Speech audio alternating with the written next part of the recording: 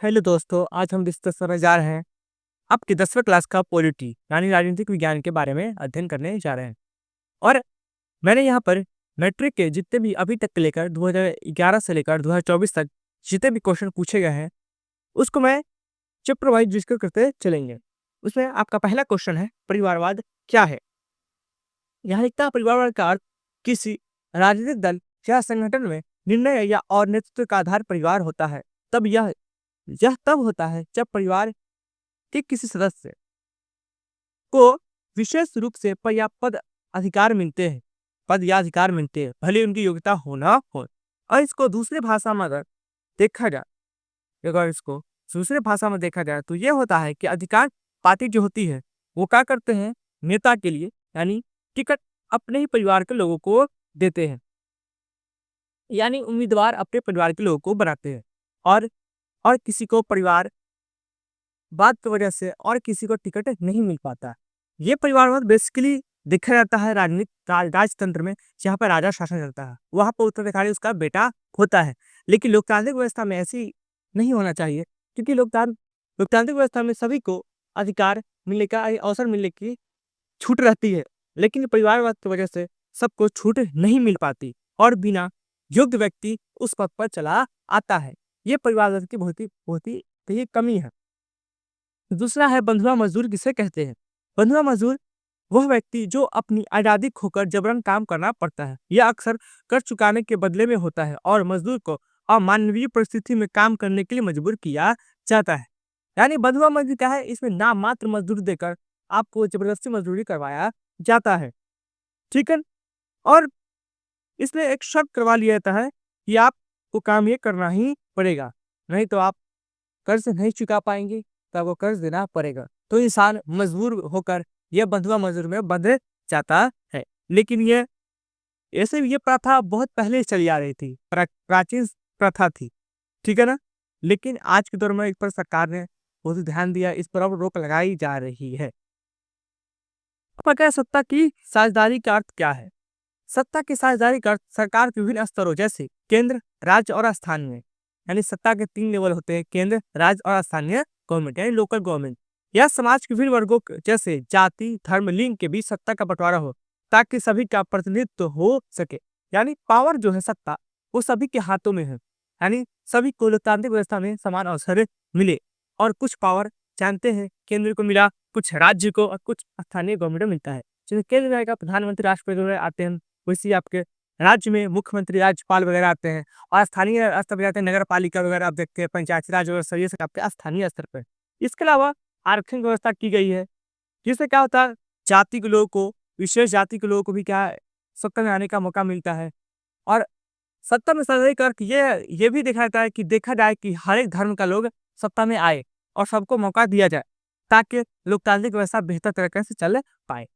अब पता है कि 2 प्रावधान का जिक्र करें जो भारत का धर्मनिरपेक्ष राष्ट्र बनाता है। यानी बताना यह है कि भारत एक धर्मनिरपेक्ष राष्ट्र है।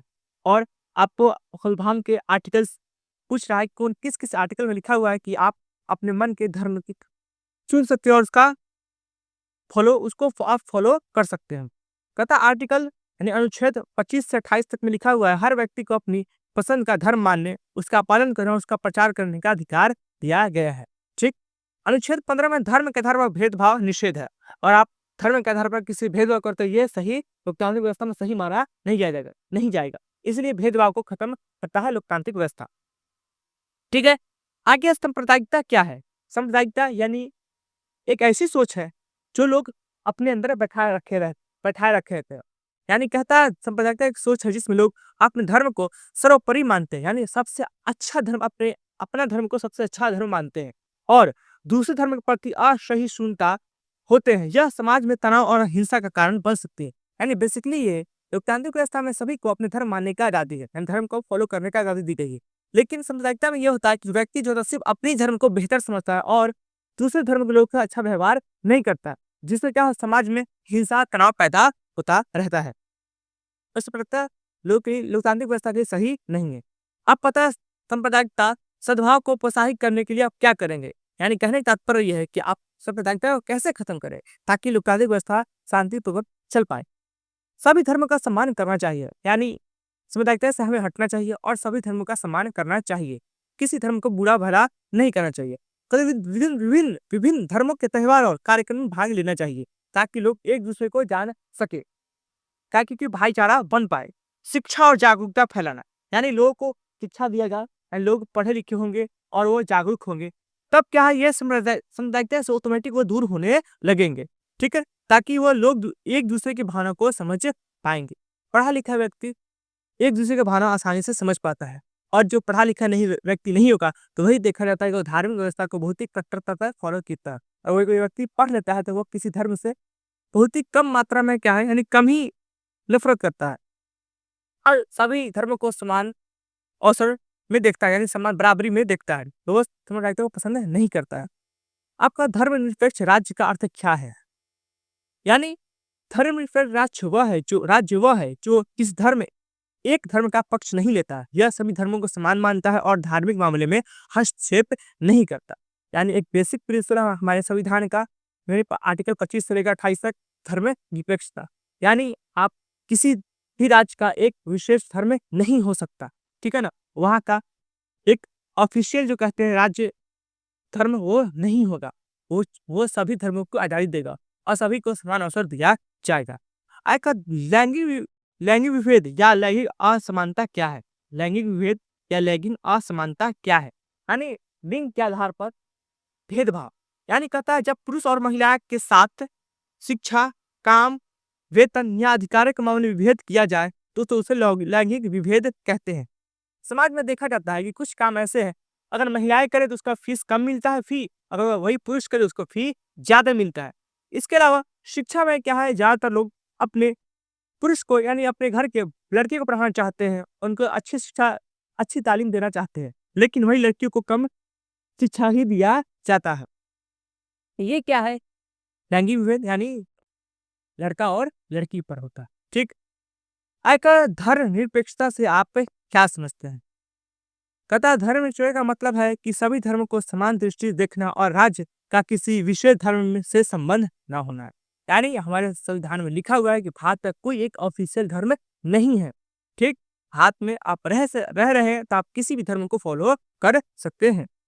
अब कहता है सत्ता की साझेदारी लोकतंत्र में क्या महत्व रखती है?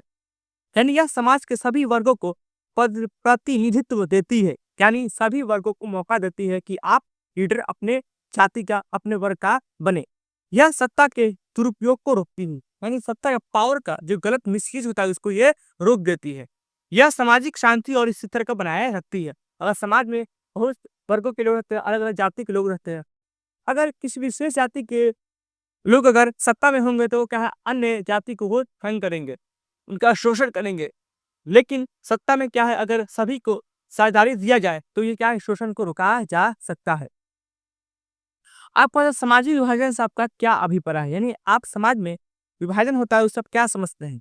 अगर समाज में जाति, धर्म, लिंग या आर्थिक स्थिति के आधार पर लोग बीच भेदभाव या असमानता के सामाजिक विभाजन कहते हैं। यानी लोग जाति के आधार पर भेदभाव करते हैं, धर्म के आधार पर भेदभाव करते हैं। इसको बाद लिंग यानी पुरुष और महिला के आधार पर, इसके आर्थिक स्थिति के अमीर और गरीबी के आधार पर क्या है, लोग एक दूसरे से क्या है भेदभाव की मानसिकता अपने अंदर बैठाए रखते हैं। आय सांप्रदायिकता लोकतंत्र के लिए खतरा क्यों है? किस प्रकार है? यह समाज में विभिन्न विभिन्न वर्गों के बीच क्या है, हिंसा को पैदा करता है। यहाँ लिखता है यह समाज विभाजन और हिंसा को बढ़ावा देता है। यह लोगों के अधिकार और स्वतंत्रता को प्रभावित करता है। ठीक, यह लोकतंत्र के मूल्य जैसे समानता और भाईचारे को कमजोर करती है। हमारे संविधान के मूल शब्दों में समानता और क्या है, भाईचारा, बंधुत्व को दिया गया है, यानी ब्रदरहुड, इसको ये क्या है, खत्म करता है। आइए अब हम देखते हैं त्रिपुत्रीय प्रश्न को। सत्ता के साझेदारी के अलग अलग तरीके। मैं बता दूं, मैंने दीर्घोत्तरीय क्वेश्चन को बहुत ही शॉर्ट में लिया हो, मैं इसको विस्तार में नहीं लिया क्योंकि यहाँ पर वीडियो बहुत ही लंबा हो जाएगा। मैंने इसको मैं शॉर्ट में करा रहा हूँ, तो इसको क्या है, कम ही मैं इसमें टेक्स्ट को लिया हूँ। ज्यादा टेक्स्ट लेने की आवश्यकता मैंने नहीं समझा क्योंकि वीडियो को छोटा बनाना है। कहता है सत्ता के साझेदारी के अलग तरीके क्या है?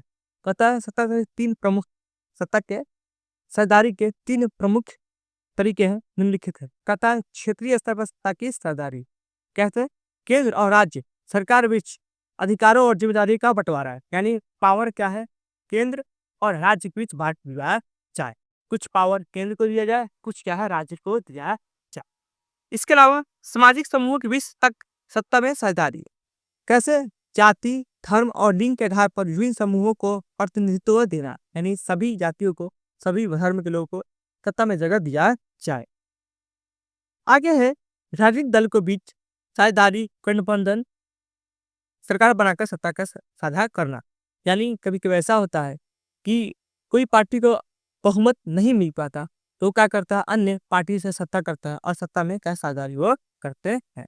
कार्यकारी, विधायी और न्यायपालिका के बीच संतुलन, यानी जानते हैं कार्यकारी, विधायी और न्यायपालिका ये क्या है, आपके राज व्यवस्था के 3 पिलर है, यानी 3 राज व्यवस्था को 3 भागों में बांटा गया हुआ और इनके बीच संतुलन बना होना चाहिए। इसमें क्या है, कार्यकारी का और क्या है, विधायिका के सर्वोपरि न्यायपालिका को होना आवश्यक है। अगर न्यायपालिका अगर सबसे सर्वोपरि होगा, यानी सबसे ऊपर होगा, तो इनको बैलेंस किया जा सकता है, यानी तीनों अपने रूप से स्वतंत्र रूप से काम करे, यानी खासकर न्यायपालिका अपने स्वतंत्र रूप से काम करेंगे। आगे है लोकतांत्रिक व्यवस्था सामाजिक विभाजन को कैसे संभालती है। यानी हमने पढ़ा है कि चट्टानाशाही, राजशाही और क्या है, वो गैर लोकतांत्रिक व्यवस्था थी। वहां पर क्या है, सामाजिक विभाजन का अलग तरीका है, वहां पर भी होते हैं। वहां पर लोग किसी अधिकार नहीं होता है सरकार के खिलाफ कहो क्या है, आंदोलन कर सके। लेकिन लोकतांत्रिक व्यवस्था ये विशेषता हम जानते हैं कि यहाँ पे लोग को अधिकार दिया गया है, तो सरकार के प्रति क्या आंदोलन कर सकते हैं, अपनी आवश्यकताओं की मांग कर सकते हैं। यहाँ पर हमें ये क्वेश्चन कहता है कि लोकतांत्रिक व्यवस्था में सामाजिक विभाजन कैसे संभाला जाए। यानी सामाजिक विभाजन हो रहा है धर्म के आधार पर, जाति के आधार पर, लिंग के आधार पर, आर्थिक स्थिति के आधार पर, इसको कैसे खत्म किया जा सकता है, कैसे संभाल पाता है लोकतांत्रिक व्यवस्था। कहता है संवैधानिक प्रावधान, यानी संविधान में कुछ प्रावधान लाए गए हैं, यानी प्रोविजन लाए गए हैं ताकि लोगों के बीच क्या विभाजन नहीं हो। जैसे समानता, सभी को समान अधिकार दिया जाए, धर्मनिरपेक्षता, सभी किसी भी एक धर्म को बड़ा नहीं बनाया जाए, यानी एक राष्ट्र का कोई एक धर्म नहीं होगा और फिर धर्म नहीं होगा, सभी धर्म को आजादी दी जाएगी। और भेदभाव का निषेध जैसे नियम समाज विभाजन को कम करते हैं, यानी आप किसी से भेदभाव नहीं कर सकते हैं। इसके बाद प्रतिनिधित्व सुनिश्चित करना, यानी वंचित वर्ग जैसे अनुसूचित जाति, जनजाति को आरक्षण और विशेष अधिकार देना, ताकि वो अपना प्रतिनिधित्व खुद कर सके और वह सत्ता में कुछ अपना जगह बना पाए और अपनी समस्याओं को सरकार के सामने रख पाए। संवाद और सहमति, लोकतंत्र में जनता की राय और विवादों को बातचीत के माध्यम से सुलझाया जाता है। ठीक है। आगे स्थानीय स्वशासन, पंचायती राज और नगर पालिकाओं के माध्यम से सभी समुदायों को भागीदारी बढ़ाई जाती है। यानी आपने पढ़ा था 1952 में क्या है, पंचायती राज की स्टार्टिंग हो गई थी, या आप जानते हैं इसकी शुरुआत राजस्थान से की गई थी। ठीक है ना। इसमें देखा गया कि सत्ता को बहुत ही छोटे लेवल पर बांटा गया था, ताकि सभी के पास क्या है, सत्ता पहुंच पाए और वहां पे लोग अपने अधिकारों की मांग कर पाए और उनका कल्याण हो पाए। ये आपको पढ़ना था पंचायती राज व्यवस्था। आगे इसको डिटेल में हम लोग देखेंगे। भारत की विधायिका में महिलाओं की प्रतिनिधित्व की स्थिति क्या है। विधायिका जो क्या है, आप राज्य व्यवस्था, विधायिका, कार्यपालिका और न्यायपालिका। विधायिका जो कानून को बनाती है, इसमें महिलाओं की क्या स्थिति है, यानी महिलाओं कितनी भागीदारी है उनकी। तो निम्न स्तर पर प्रतिनिधित्व, संसद और विधानसभा में महिलाओं की प्रतिनिधित्व लगभग 16 से 15%, जो वैश्विक स्तर से बहुत ही कम है। ठीक। आगे आरक्षण का अभाव, महिलाओं के लिए 33% आरक्षण विधेयक अभी तक पारित नहीं हुआ है अभी तक, और ये अभी पारित होना बाकी है। पंचायती राज में सुधार, कहता है पंचायती राज संस्था में महिलाओं को 33% आरक्षण दिया गया है, जिसमें ग्रामीण क्षेत्र में उनकी भागीदारी बढ़ी है। लेकिन इसके बारे में हम डिटेल में पढ़ेंगे आगे, सबसे लास्ट में लोकतंत्र की चुनौती में ये 33% आरक्षण का क्या फायदा हुआ, नहीं हुआ। समाज में बाधाएं, पारंपरिक सोच और शिक्षा की कमी महिलाओं की भागीदारी को सीमित करती है। यानी पहले सोच बन चुका है कि महिला घर के काम करेगी और पुरुष बाहर का सत्ता संभालेंगे, यानी बाहर का वो काम वो देखेंगे, और महिलाओं को पहले से नहीं देखा जाता कि वो सत्ता में आए। लेकिन अब क्या उनको शिक्षित किया जा रहा है ताकि वो अपने अधिकारों को पहचान पाए और सत्ता में भागीदारी ले। सामुदायिकता के कारण क्या होते हैं, सामुदायिकता होने का एक्चुअल मेन कारण क्या है। धार्मिक असहिष्णुता, यानी एक धर्म को अनुयायी दूसरे धर्म के बी को नीचा दिखाने की कोशिश करते हैं। यानी कोई एक धर्म उसे दूसरे धर्म को नीचा दिखाता है, जिससे क्या होता है, लोग बीच का तनाव पैदा होता है और कभी-कभी हिंसा भी उठ भड़कती है, यानी हिंसा पैदा हो जाती है दोनों वर्गों के बीच। राजनीतिक उद्देश्य चुनाव में धर्म के आधार पर मतों का ध्रुवीकरण, यानी राजनीतिक पार्टी क्या करते हैं, धर्म के आधार पर वोटिंग यानी वोट लेना चाहते हैं। इससे भी क्या है, समझ लगता है कि समस्या उत्पन्न होती है। और इंडिया में ज्यादातर जब इलेक्शन का माहौल होता है, चुनाव का समय जब आता है, तो ये समझ लगता है कि मीटर और इसमें आग समझिए आग लग जाती है इसमें, यानी ये बहुत ही ज्यादा चर्चे में चली जाती है साम्राज्यता। आगे ऐतिहासिक घटना, विभाजन और साम्राज्यिक दंगे ये पुरानी घटनाओं का प्रभाव है। यानी माध्यमिक काल यानी मेडिवल हिस्ट्री में जो हुआ उसको लेकर ये इसको एक तनाव थोड़ा फैलता रहता है। इसका शिक्षा और जागरूकता की कमी, लोग में धार्मिक सौहार्द की कमी और गलत फहमियाँ, लोग एक दूसरे के धर्म को नहीं पढ़ते, इससे क्या हुआ, अपने अंदर एक गलत फहमी को पाल लेते हैं, जिससे कारण क्या है, ये साम्राज्यता की भावना उत्पन्न होती है। आगे स्थितियों के भेदभाव और कमजोर स्थिति के पहलू, क्या पहलू है जो स्त्रियां समाज में भेदभाव के शिकार है। शिक्षा, पहला क्या है, शिक्षा नहीं रहेगा तो हर व्यक्ति, महिला हो या पुरुष हो, वो हमेशा समाज से पीछे ही रहेगा। कहता है ग्रामीण क्षेत्रों में महिलाओं की साक्षरता दर यानी पढ़ा लिखा होना बहुत ही दर कम है, पुरुषों से वो की अपेक्षा क्या है, कम है। रोजगार, महिलाओं के समान कार्य के वेतन कम दिया जाता है, महिलाओं को जो वो पुरुष करे या फिर महिलाएं करे, उसको काम वही सेम काम हो, लेकिन वेतन उनको कम दिया जाता है। स्वास्थ्य, महिलाओं को पोषण और स्वास्थ्य सेवाएं में प्राथमिकता नहीं दी जाती है। घरेलू हिंसा, समाज में घरेलू हिंसा और उत्पीड़न का सामना करना पड़ता है, कई समाज में महिलाओं को स्थिति सही नहीं है। राजनीति और प्रशासन में महिलाओं की भागीदारी सीमित है और महिलाओं को शिक्षा देकर उनको सत्ता में लाया, ताकि जो उनकी स्थिति जर्जर है उसको सही किया जा सके। हाथ में जातिगत असमानताएं क्या है, छुआछूत, आज भी कई जगहों पर निचली जातियों के साथ भेदभाव होता है। जैसे हमने पढ़ा था सबसे फर्स्ट चैप्टर में, जैसे उत्तर बिहार के लोग और क्या उत्तर प्रदेश के जो मुंबई जाते हैं उनके साथ भेदभाव किया जाता है। यही है ऊंची जाति और नीची जाति के बीच। हमने देखा जाता है कर्नाटक और श्रीलंका के बीच क्या है, हमें क्या होता है वहां पर, श्रीलंका में सिंहवाली लोग क्या है ऊपर तबके पर है, और वह क्या है वो जो छोटे तबके की जाति उनको साथ भेदभाव बहुत ज्यादा ही करते हैं। शिक्षा और रोजगार, अनुसूचित जातियों और जनजातियों को शिक्षा और नौकरी में सीमित अवसर मिले हैं, यानी इनको शिक्षा, अभी ये शिक्षा की ओर अग्रसर है, और ये जब तक शिक्षा नहीं पाएंगे तो ये क्या है, जातिगत असमानताओं को फेस करते रहेंगे, इनका सामना करेंगे।